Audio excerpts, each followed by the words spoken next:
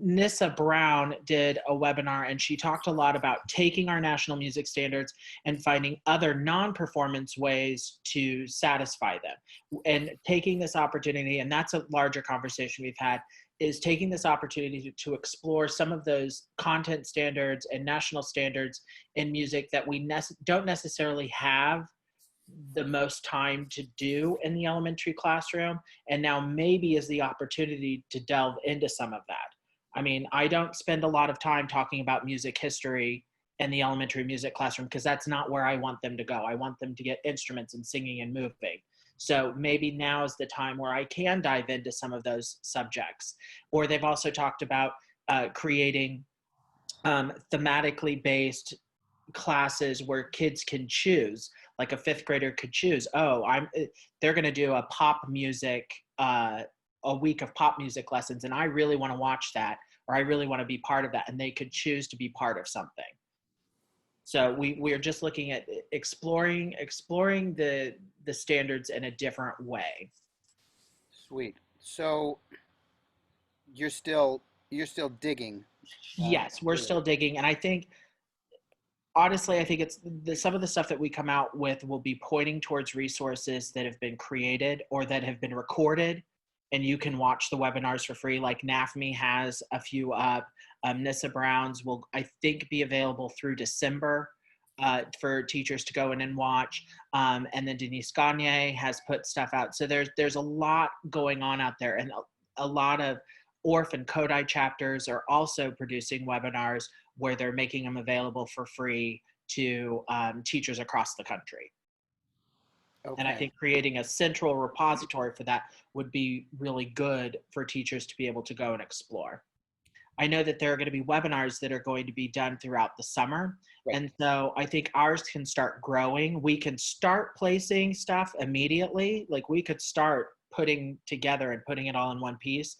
And then as we see webinars that happen and that are available for free and open to people, then we can keep adding those to that document.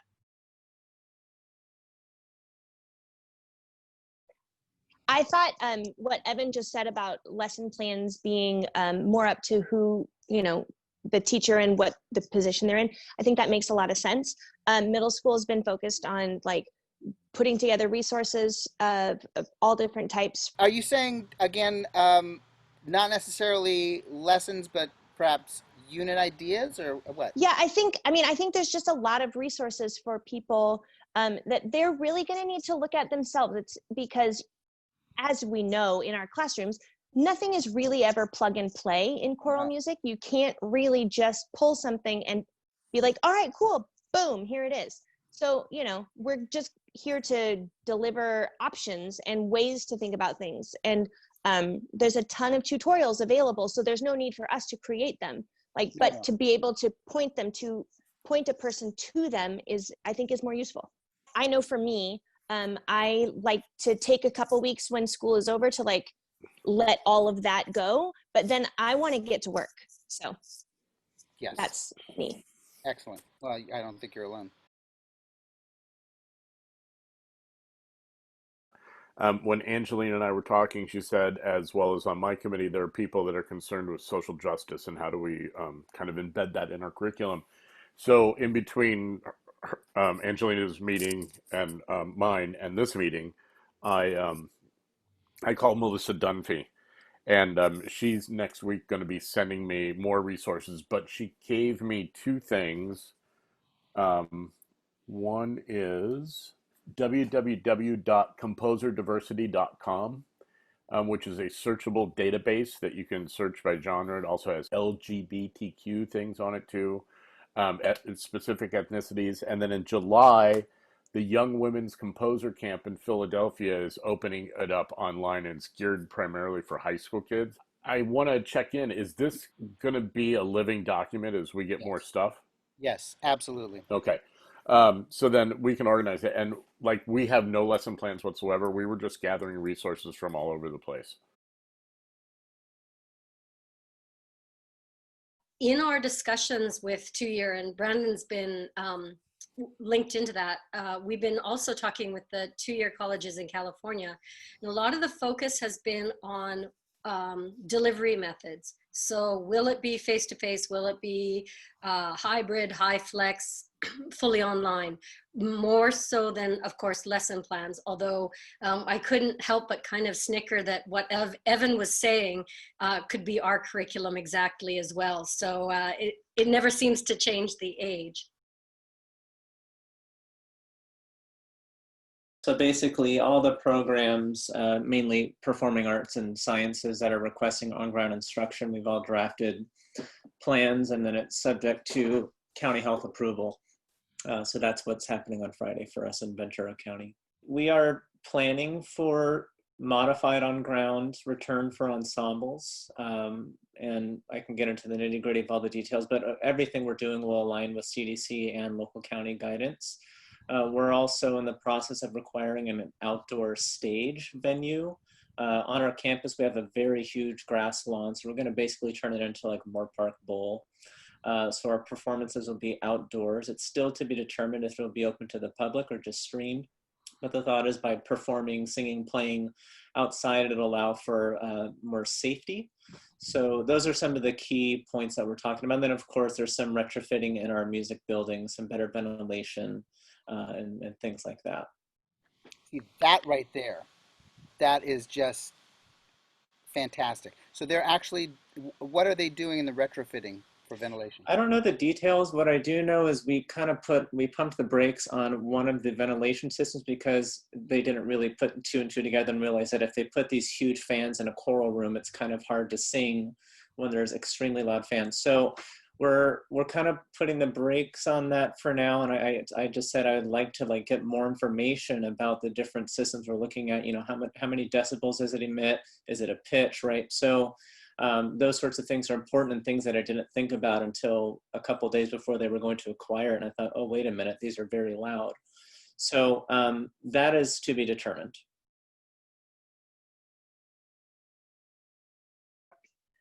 Something that we're also working on is a database of syllabi. So culling syllabi from all of our Cal State colleagues, our UC colleagues, University of Utah, Arizona State, everywhere in Hawaii, and as much as we can, just to see that, just to share what our plans are for the fall, since for so many of our university colleagues, we have institutions calling for face-to-face, calling for high flex, and calling for everything in between. We have an open source document that is nearing its release, and that's basically a bunch of director of choral activities at the university level coming together to talk about their institutions, stating what their planning looks like, what issues that they have, and what are their next steps. And other means of support that we started to discuss is, since most of us specialize in researching and dealing with quantitative and qualitative data to support K through 12 colleagues, is to come up with a best practices document in dealing with high flex, Zoom, face-to-face models in equitable ways. And finally, creating a video or another recorded conversation that helps K through 12 colleagues cull data for the needs of advocacy. So since so many of us at the university level actively do action research and actively do this for tenure or whatever, creating a very responsive and a very step-by-step approachable experience of how do you create a survey to get data to advocate for your respective district, your respective program, what have you. Wow. July 1st, we can do it. July 1st, put it down there, Lou. We got it, we got it. We can do it. Right now. Okay, so for community youth, some of our biggest issues is our survival is based on retention and new membership. And so that's been a big focus for us. The other big issue for us is venues. We usually rent spaces and other venues, and we're finding ourselves, some people are beholden, you know, to what's going on in their own venues. Linnell Martin, for example, just was told last week or 2 weeks ago that her space will not be open until 2021. So she is scrambling to figure out what to do. So venues and new member retention and retention of current members, and so how do auditions look? How do we recruit in these times when we're not exactly sure what our programs are? And then concerts are also such a huge question mark that we're going to be trying to use the word culminating experiences and trying to figure out ways that they're, you know, creative solutions to the concert problem. As far as content, we have been talking about resources. There's a lot of examples of online Zoom rehearsals, a lot of you know, websites and things that we have, I think a lot of us use during fourth quarter that we can share. But the big questions I think for youth choirs is, are we going to have enough numbers to exist? And that's the biggest scary question for us, I think probably for a lot of people.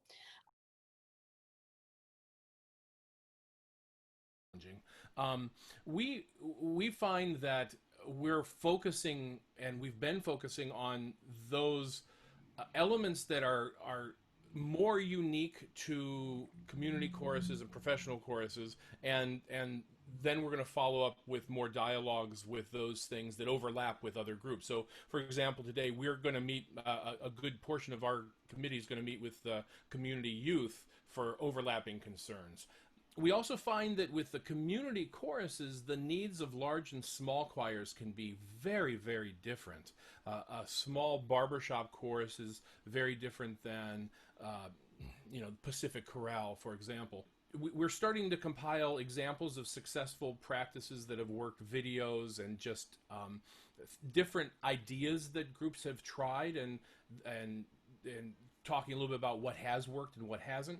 And we've been focusing on community and more retention than attracting new members. I think that keeping the people singing and involved and keeping the communities going is where the community choir focus is going to be at this point. Of course, rehearsing and the culminating experiences, but also fundraising. We've talked a lot about what needs to happen to sustain us and at what level through this period of time. In some groups, it's entirely due-based. In other groups, it's heavily based on ticket sales and merchandising. In other groups, it's different. So we're coming up with kind of a different tiered approach to those concerns. We met with Jim, as he talked about last week, and again we started having actual real concerns about funding for microphones or software or different things that are needed. So that is something that was helpful that he was able to research, which sort of falls under tech, but not exactly. We're actually meeting at 3 as well and having a Zoom rehearsal that I will record, led by Cassandra Tarantino. She's been doing that some. There's a lot of variability state to state and denomination to denomination about what's being allowed and encouraged. We have a member of our committee that's going to start having worship in person this weekend, I think, and most of us are not at all. So I think we're just trying to actually be resources as well for our parish leaders or congregational leaders to help make good decisions about what's safe, and not only for choirs rehearsing and performing, but for congregational singing, of course, as well. Thank you all so much. I can't even begin to tell you how much I appreciate every single one of you. Thank you.